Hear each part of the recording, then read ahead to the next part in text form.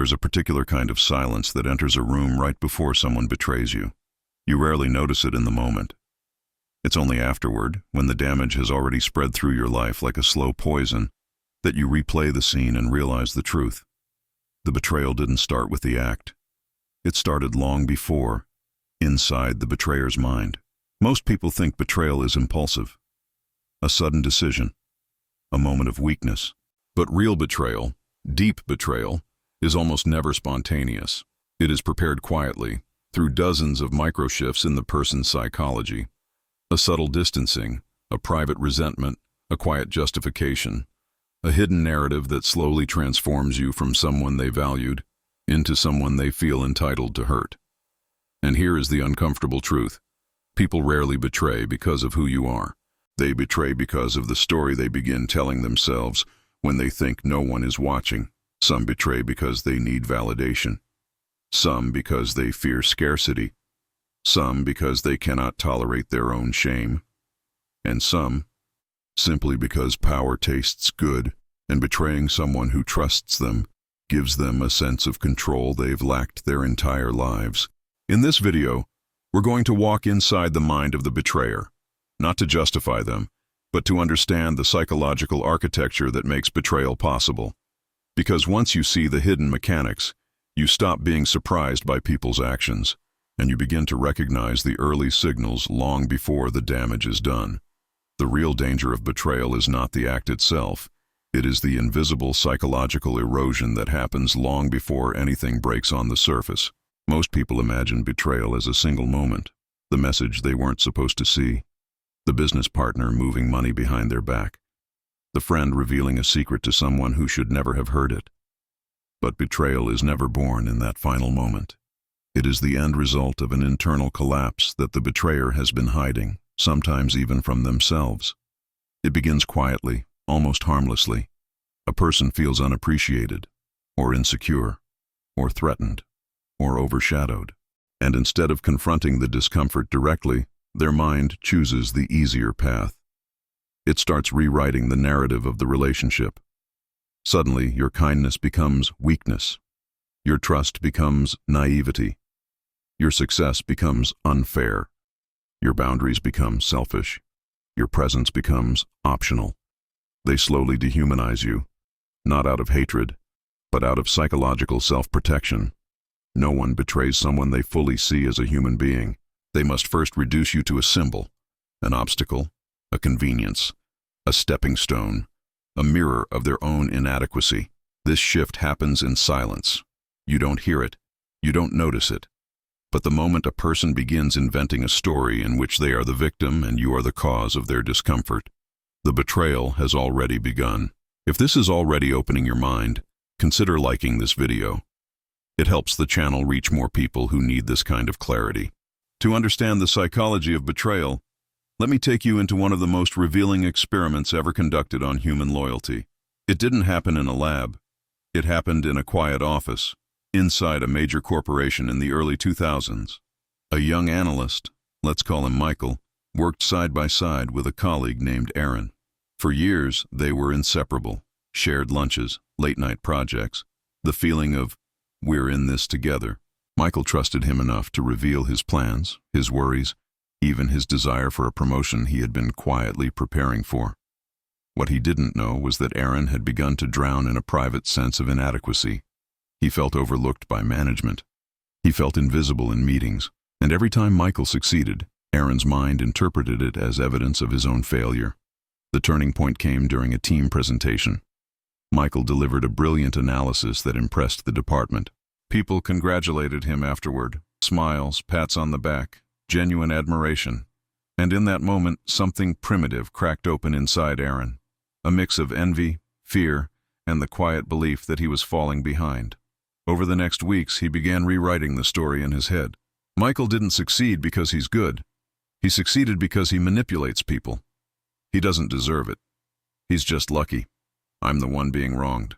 Once that internal narrative was complete, the rest was easy. Aaron went to management and claimed that the project Michael had led contained critical errors. It was a lie, subtle, calculated, impossible to disprove quickly. It delayed Michael's promotion, damaged his reputation, and left him shocked by a betrayal he never saw coming. But here's the lesson. Aaron didn't betray because he was evil. He betrayed because he couldn't face his own reflection. He needed Michael to become the villain so he could feel like the hero of his own collapsing story. And if you're fascinated by the hidden architecture of human behavior, subscribe to Inner Truth Lab so you don't miss the next insights. Betrayal is not a behavior. It is a psychological sequence, a chain reaction inside a person who can no longer hold the weight of their own inner conflict. At the core of every betrayal lies one fundamental mechanism: self-justification, born from unresolved insecurity. Most people imagine the betrayer as cold, calculated, even predatory. But in reality, the betrayer is often someone who feels small, threatened, or inferior. Instead of confronting those feelings, they try to escape them. And the easiest escape is to rewrite reality. Here is the hidden mechanism: internal discomfort. They feel envy, shame, resentment, or fear. They don't admit it, even to themselves. Cognitive dissonance. They know you trust them, and this clashes with the negative emotions they feel. Their mind cannot hold both truths at once. Narrative rewriting. To reduce the discomfort, they change the story. You're the problem, not me. This gives them psychological relief, moral disengagement. Once they label you as selfish, arrogant, lucky, manipulative, or undeserving, their guilt fades. Now, hurting you feels justified. Micro-betrayals. Tiny actions begin. Withholding information, small lies, subtle distancing. These are tests, checking if they can get away with more. The final act. By the time the visible betrayal happens, they've already convinced themselves they're doing what's necessary. This is the part most people never understand. The betrayer rarely believes they're betraying you. They believe they are defending themselves, correcting an injustice, reclaiming power, or finally getting what they deserve. And that is why betrayal feels so shocking, because while you were operating in the realm of loyalty, they were operating in the realm of emotional survival. Understanding betrayal is one thing. Recognizing it early and protecting yourself from it is another. The signs are subtle because they don't appear as explosions. They appear as shifts, like quiet tremors before an earthquake. Here are the practical markers psychologists watch for. 1.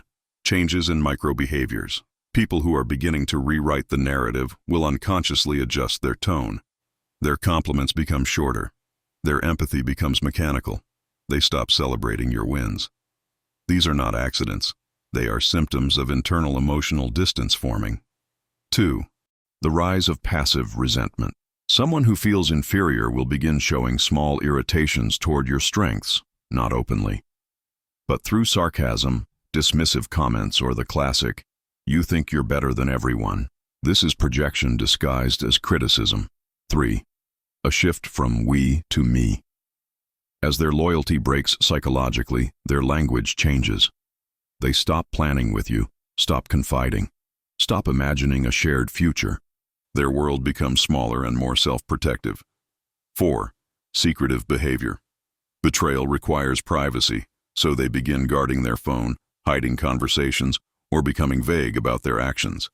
This is not just secrecy, it's preparation. 5. Rationalizing small betrayals. They start justifying behaviors they once condemned. White lies, withholding information, bending agreements. When someone tells themselves, "It's not a big deal," what they're really doing is testing how far they can go. 6. Emotional inconsistency. Warm one day, distant the next. They are wrestling between guilt and resentment, and you feel the oscillation without understanding why. Here's the painful truth. People rarely betray suddenly. They betray gradually, quietly, while convincing themselves you deserve less than your trust assumes. And I want to ask you something here, because this is where the insight usually hits hardest. Have you ever seen any of these patterns in someone close to you? Let me know in the comments. Your perspective may help someone reading. There is a dangerous temptation that arises when you finally understand how betrayal works.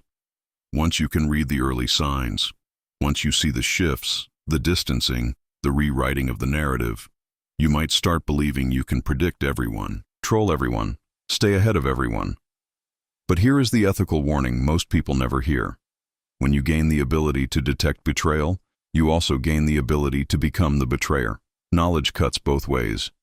If you are not careful, the same psychological patterns you identify in others can quietly begin to live inside you. You may start seeing threats where there are none. You may assume hidden intentions behind innocent actions. You may expect betrayal so intensely that you unconsciously push people away, creating the very isolation you feared in the first place. This is the paradox of psychological insight. The more clearly you see human nature, the more responsibility you carry to not use that clarity destructively. And beyond the internal danger, there is another risk: overcorrection. Some people, once betrayed, build walls so high that no one can reach them again. They become emotionally armored, suspicious, distant. They confuse vigilance with self-protection and isolation with safety.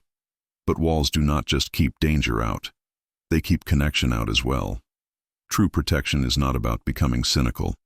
It's about becoming observant.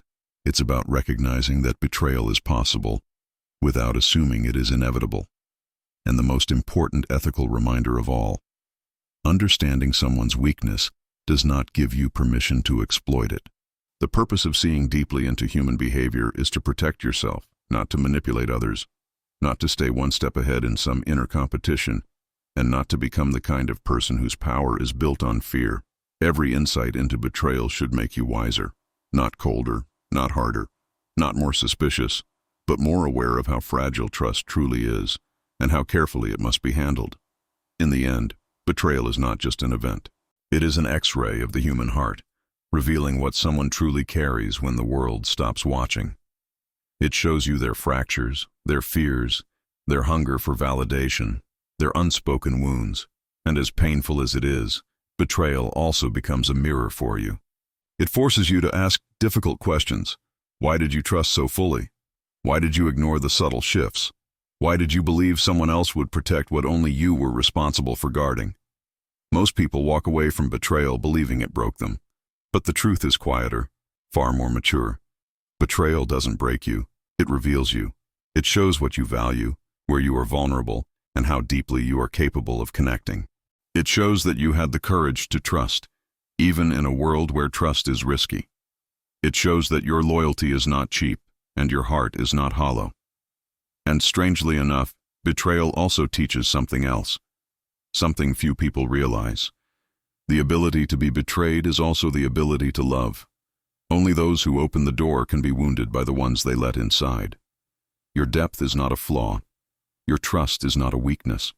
Your openness is not a mistake. What changes after betrayal is not the world outside. It is the world inside you. You learn to listen to intuition without silencing it. You learn to observe without absorbing. You learn that loyalty is a gift, not a default. And you learn that some people enter your life to show you exactly who you never want to become. So when someone betrays you, let it be the end of that chapter, not the end of your capacity to feel, care, or believe. Move forward with a quieter mind, a steadier heart, and a clearer understanding of the psychology that shapes human behavior. Because once you truly understand why people betray, you no longer fear the knife in their hands. You simply recognize the emptiness in their eyes and walk away before the blade ever touches you.